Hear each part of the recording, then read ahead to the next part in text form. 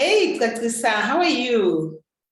I'm well, and how are you, Matsilenzi? I'm very well. It's been so long, but I'm so glad that we could have this chat because guess what? These days, we've just gone through some town planning issue with the municipality, and it just occurred to me that there are so many people out there that are just using their properties, their residential properties, for other uses.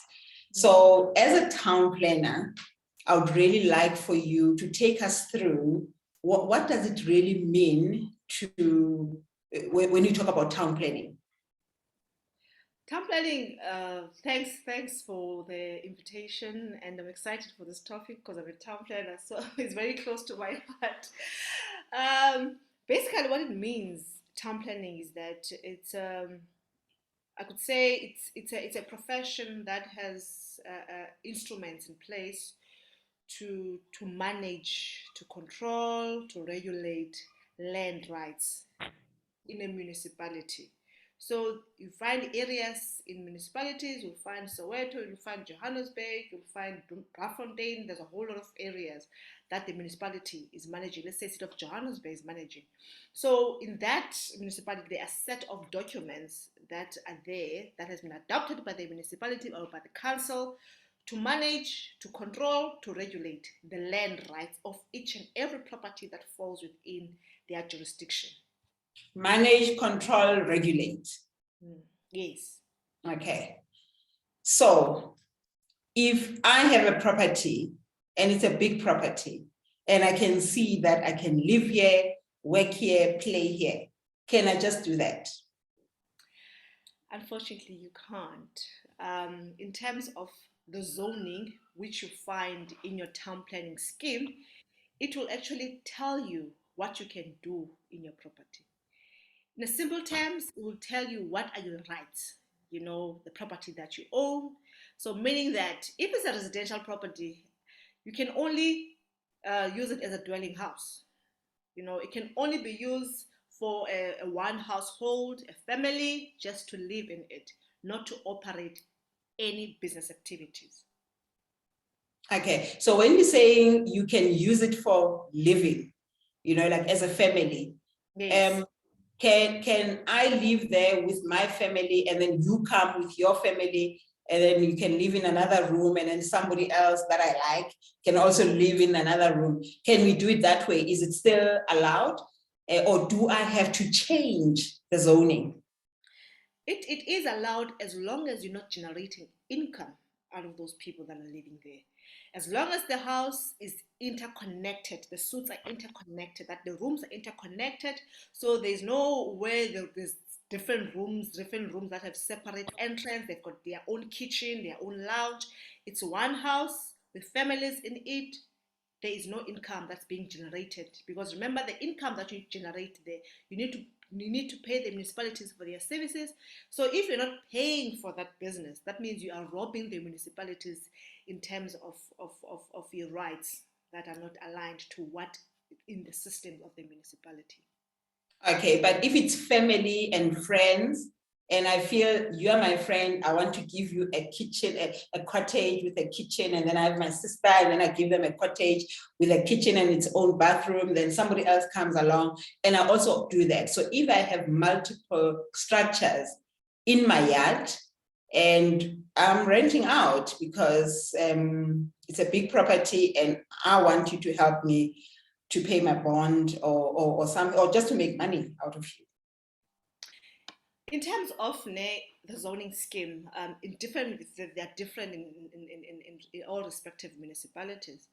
You'll find that in that zoning scheme, a residential one, let's say a residential one, you'll say that your primary use in this residential one, you're right that you don't have to apply for it in the municipality.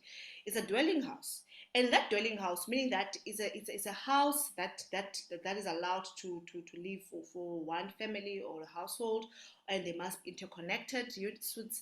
And also, you are allowed to have a flatlet, a grand flat at the back, where if maybe your mom comes and visits, she can stay there. or 7 quarters where you've got a nanny or someone that looks after your house, then she can stay outside instead of being in the main house.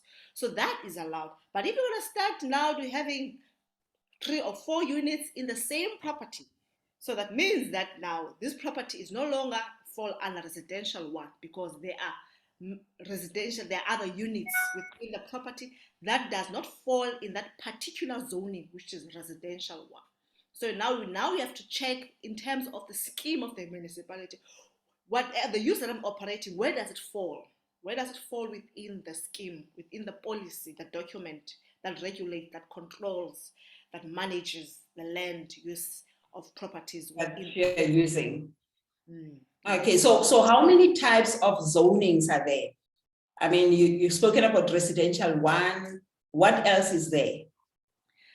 You find that there's business one, there's residential one, you've got multiple zones. Like you'll have residential one, residential two, residential three, residential four. Other municipalities even have residential 5 and 6. Then you'll find there's commercial zone, there is business zone, there is industrial zone, there's community zone. So there are different type of zoning that caters for each use within that area. Okay, so if I want to build flats or 10 flatlets in my property, what do I need to do? What kind of zoning would that be? Yeah, that's a very good question. If let's say you want to build flats to rent them out, so the best place to start is firstly get the scheme of that municipality, your municipality. Get the scheme, download it in the website, and then you go through the scheme and check, okay, in terms of my zoning, because remember, when you're paying rates, it's stated there in your statement what type of zoning, based on your type of zone, and that's how much you're paying for your rates and taxes. So you need to check that. If it says, your statement says it's residential, then you say, okay, let me go through the scheme and check, okay, what does residential mean? It's going to tell you it's a dwelling house for what so and that. And then after that, then you go through again the document and say, okay, in terms of the table, because you'll find a table there in that document. You'll say, for residential one, these are your primary rights, meaning that you don't have to apply for these rights. They are given to you. Say it is a dwelling house. And then now, okay, now, but because I want to rent You have it out, multiple dwellings. does it fit with this zoning? Then you'll have to check within that table to check where does multiple units fall. So if it says you look, if it's residential tree and you tell you the residential will give a description to say residential tree, these are the primary rights. Let's say your residential units, your dwelling house, multiple units, flats, and all of that. Say, okay, that means my type of development, it's flats, so it falls under this residential tree. So that means in terms of this table, the residential tree flats are a primary right. So that means I'll need them to rezone this property for me to be able to do what I want to do and to accommodate my development. In other cases, you'll find that multiple units in residential one, they still do fall, but however, it says in the table, it's a secondary. It's not a given right, but it's a secondary right, meaning that you need to apply to the municipality for consent. That is a consent application that you are granted that approval, then you can be able to develop. But when I've looked into the Joburg scheme, I see that for multiple units, it's called commune rooms in terms of their definition. So it will possibly be falling under residential 3, 4, 5, or business. Because when I look into that scheme, when you talk about residential units, talk about dwelling rooms that people can actually be used for human habitation. But again, Okay. I might be corrected, but that's how I interpreted it.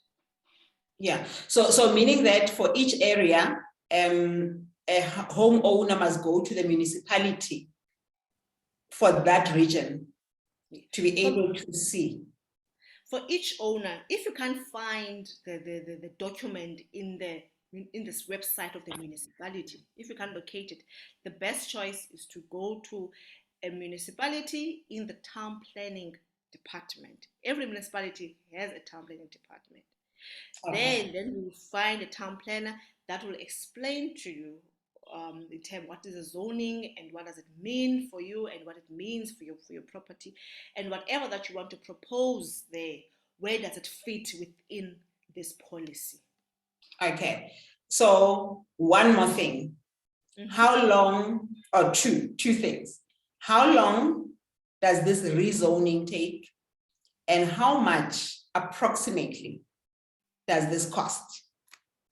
Okay. People always say templates are very expensive because it varies. Others will charge, it depends on the person that you are going to use, as the consultant that you're going to use to apply. So others, they will charge a range of 15,000 for a rezoning application, up to even 100,000. It depends on the amount of the work that needs to go into this detailed application. So Is if that it's the fee for the town planner or the fee for the municipality? Because what I saw, yeah, it's for the town planner because it's a profession. It's a professional services. So you pay for the hours spending time to compiling your report or your application. Then you're gonna again pay for the application fee. But it depends on the consulting services that one provides. so when I looked at something and it's a few hundred thousands to be able to do that.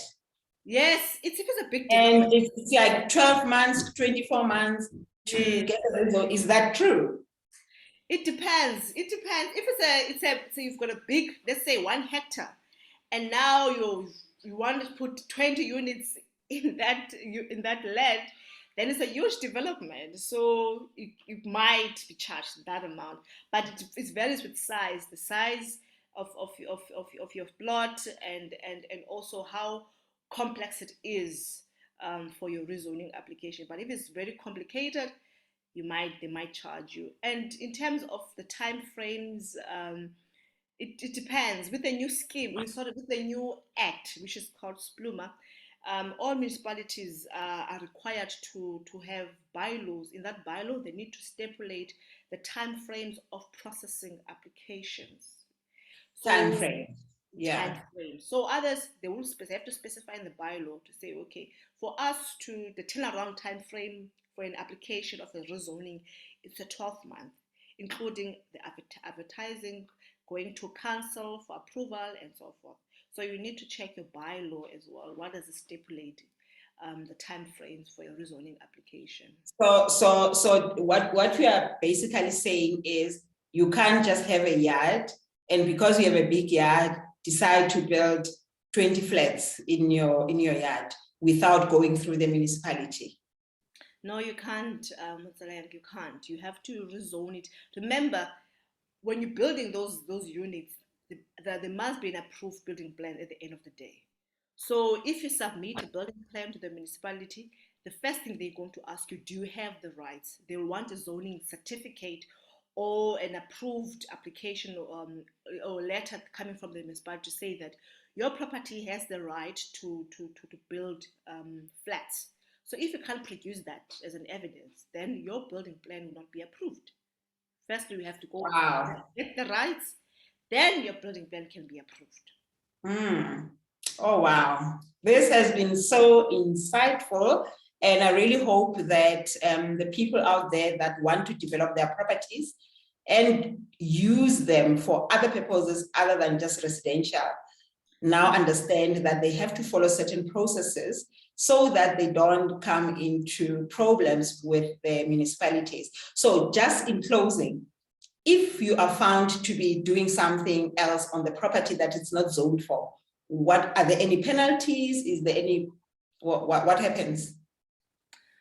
What happens is you will be penalized because what's going to happen is that the building inspector is going to come to your property. They've got the right by law to come into your property and request building plans for the structures that you have in your property. If you can produce Yes. a plan, then they've got the right to issue with summons or penalties to say, because you didn't follow the right processes, legal processes to obtain Yes. this. Therefore, we are going to penalize you, and there is a process within the system of the municipality charge you that. To follow that. I mean, you've seen on the news. I think it was what, last year, where a gentleman was fined 750,000 in Cape Town because he didn't have an approved building plan. Sure. So That sounds hectic. it's hectic, and it's so common in the township areas. Our people are building flats, to make money, which is nothing wrong. But the problem is you are not doing it the right way. So if you are generating income out of that property, flats, the municipalities must grant you that right. Without that right, whatever that you're doing, it's illegal. And if municipalities, they find out, they catch you, that you must be fined, and you can even sometimes go into imprisonment if you aren't be able to pay the fine. Sure. So bakithi nizizwele, Cacisa, our town planner, is telling us that before you can do something on your property, you have to check the zoning, you have to check your town planning scheme in your municipality, so that whatever you do on your property is aligned with the zoning for that property. Otherwise, there would be trouble. So I guess for now, we will end it there. So I think Cacisa, there's still quite a lot that we could discuss around zoning, and maybe we can have a part 2 just to continue on this conversation. Yeah, I agree, of course. Thank you. Thanks so much. Thanks for your time. Thank you, Marceline, for the invitation. Keep well. You too. Okay then. Bye.